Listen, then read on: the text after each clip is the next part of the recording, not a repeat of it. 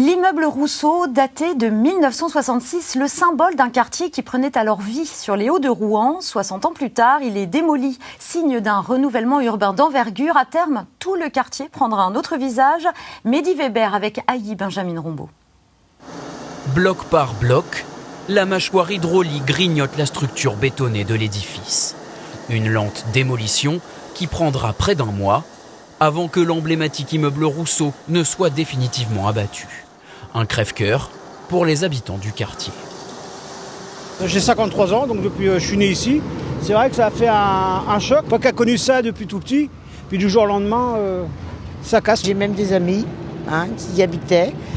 On était très contentes, c'était bien, il était bien conçu, les appartements étaient bien conçus, confortables. Non, c'était vraiment un bel immeuble. Construit au milieu des années 60, l'immeuble Rousseau a longtemps été un symbole de modernité et la fierté des Hauts-de-Rouen. Mais au fil des décennies, il s'est détérioré et il était devenu inévitable de détruire cette passoire énergétique.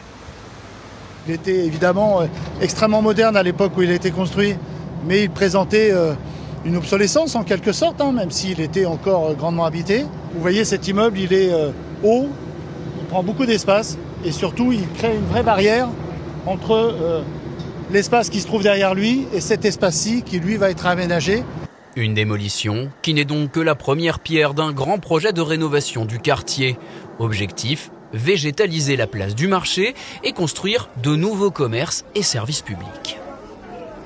Le Châtelet, c'est un quartier qui est extrêmement enclavé, donc il fallait le désenclaver, remoderniser ce lieu. Ici, il va y avoir quelque chose de tout à fait rénové, réfléchi, avec une nouvelle poste, avec un nouveau poste de police, avec une nouvelle mairie annexe.